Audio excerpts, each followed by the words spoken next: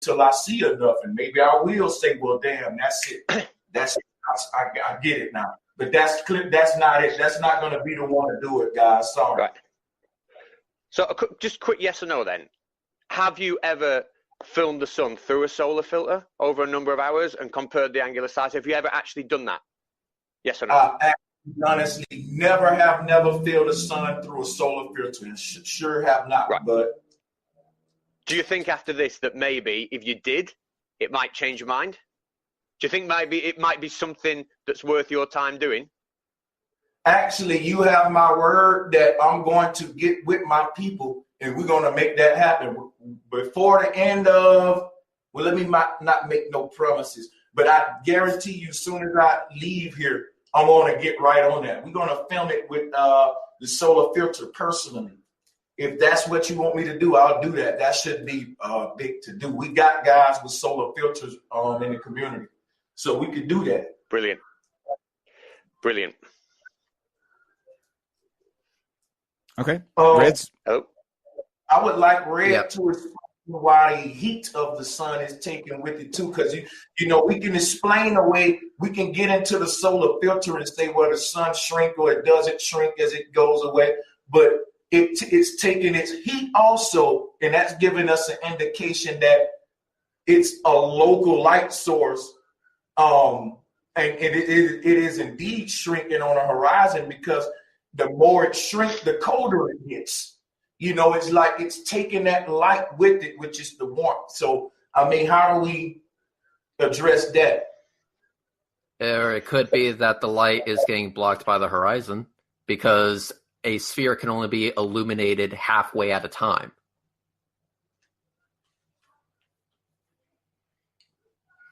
True. That's actually a viable explanation on the globe. Yes, correct. It is. But the thing is that the angular size of the sun does not change throughout the day. And we've demonstrated this not once, not twice, but multiple times. I'm not the only one that's done that. Here's the thing. I only did that just to say that I have done it. But other people have done it too. I'm not alone in this. And so you have repeated observations that show the exact same thing when done properly, but yet you look at the flat earther side of things, they're recording things with a raw lens, filming it with iPhones, filming it with crappy, tinted glasses as solar filters. This is not how you do observations. What you will need to do is have an actual solar filter. You can get one from Thousand Oaks on Amazon for $10. You'll need that. You need to put that on a camera with an actual zoom lens on it and zoom that son of a bitch all the way out. Zoom all the way in on the sun, all the way. Make it fill as much of the frame as possible. And then start doing your observations at that zoom level throughout the entire day. And I guarantee you, the angular size of the sun is not going to change throughout the day, which is a problem for the flat Earth, because flat Earth needs the sun to change in size throughout the day. I think that the sun actually does change size throughout the day, and the globe Earth needed not to change. Because you're telling me I got to get all of these lenses and stuff to deny what my eyes naturally showing me. And we still haven't talked about crepuscular rays. Like, how do you have crepuscular rays on the globe? You know what I mean? Like, it's the same way that we have train tracks. The same exact way we have train tracks. Yeah. And by the way, I would not recommend using your eyes to figure out the angular size of the sun. That's how you go blind. No, we do have something called sunglasses. Are you serious? Come on, bro. But anyway, yes, when I was I am actually serious, because even with sunglasses, if you look directly at the sun, you're gonna fuck up your eyes. I really don't want to get involved with this, but I got to. This is a safety thing. Please, hang on. I don't care what you believe, flat Earth or round Earth. Do not look directly in the sun. I have to say that because you know me. Don't do it. It's not gonna worth Don't glasses. do it. At least 99.99% filter, like a welding glass at the very minimum. People have gone blind by looking at the sun through even types of poorly constructed types of filters. So do not do it. Just straight up. Do not do People it. have gone burning image. I wasn't trying to get into all of that. Me personally, because I'm a sun gazer. I actually wake up and stare into the sun for a couple of minutes a day is actually an ancient practice in my family. So I don't know about you guys, but it's just actually normal for me. But I wouldn't recommend no one to be out there just staring directly in the sun. We know that in sun gazing, we do that at particular times. But anyway, that's another subject. I wasn't even trying to go there. Only thing I'm saying you were trying to get up the crepuscular rays, and I actually have a response for that. So let me go over that first, since that was something you brought up. Well, you never let well, that is one thing that they did go over, and the thing is that just like train tracks are parallel. Parallel lines do not intersect by definition, but they appear to touch in the distance. But the thing is that if you measure the distance between train tracks at one side of it, and you travel a mile, 2 miles, 3 miles down, and you measure the separation of the tracks again, you're going to get the exact same answer. Otherwise, that train is going to derail. Now, how would this work when it comes to clouds? Well, with clouds, the way that we would figure that out is if the shadow that the cloud is making is the same size as the cloud itself. That's how we would know. Well, luckily for me, I just came back from New York City. Lovely people up there, by the way. And I took this picture from 40,000 feet. And this picture shows that the shadow of the clouds is the same size as the cloud itself, which means that the sun rays are actually parallel. So that means that this actually confirms what we would expect to see from a distant sun.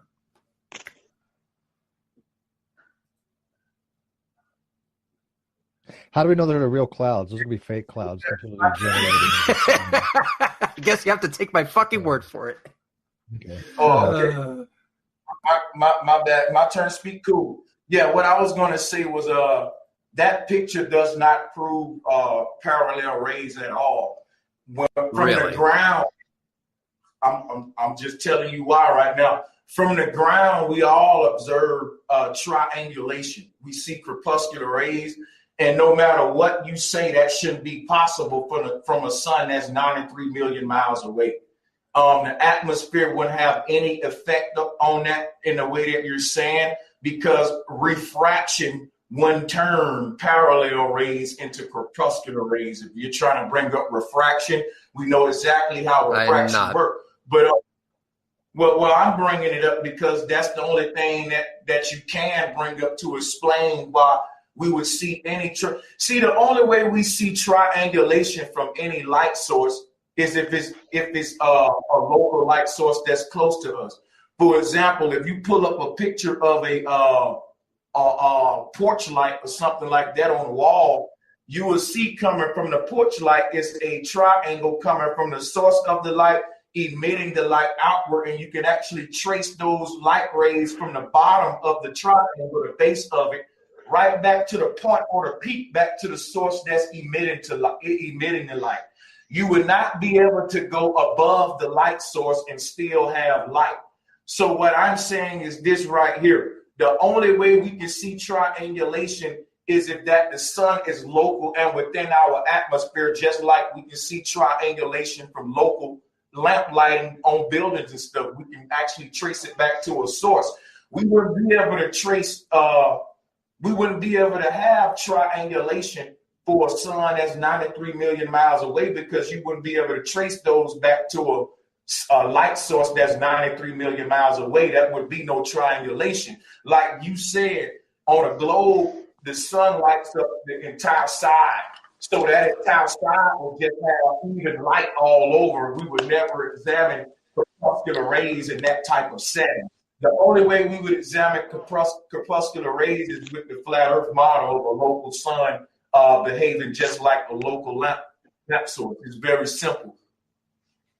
Yeah, it's simple, but I completely disagree with you. That's actually not what we're seeing, because by your own definition, by your own explanation, that means that because I can see the train tracks meeting somewhere in the distance, that must mean the end of those train tracks are actually local to me. Actually, no, those train tracks could go on for thousands and thousands and thousands of miles. And the picture that I just showed you actually does prove one thing. What it does is it shows that those sun rays are indeed parallel. Parallel rays would make it so that the shadow of the clouds are the same size as the clouds themselves. That picture is not CGI. I took that out the window of an airplane. And guess what? The shadows are the same size as the clouds, which is the exact same thing we would expect to see if those rays were actually parallel. What you're seeing is the exact same thing you're seeing with the train tracks. Just because it looks like it's meeting at some point does not mean it's actually meeting at that point. This is actual law perspective that you are actually not getting. But yet flat earthers like to throw around that term. I'm totally getting it. See, here's the thing. If this is the sun, and I'm just doing this with my fist just for a quick demonstration because I can't screen share. But if I got one side of this room that's nighttime and one side that's daytime, half of my fist is night and half of it is lit up sunlight. On the half of the sun that's lit up sunlight, like we're examining the globe model, it's yin and yang. You got an entire side of the sun being lit up from a sun 93 million miles away. And all of the rays are coming in parallel, just like you say, just like your picture showed, just like you want to claim that, okay, it's parallel. But here's the thing. From the ground, we observe crepuscular rays. If the globe model is true, hear me out, right?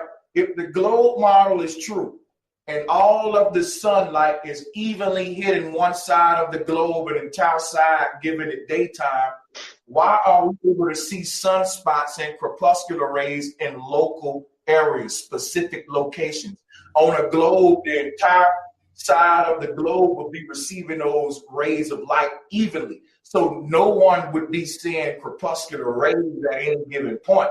Now, if you want to see the atmosphere can bend parallel rays of light and make them into crepuscular rays, that's something different you're going to have to explain. But you comparing it to railroad tracks is inaccurate because for this reason, the railroad tracks are not 93 million miles away.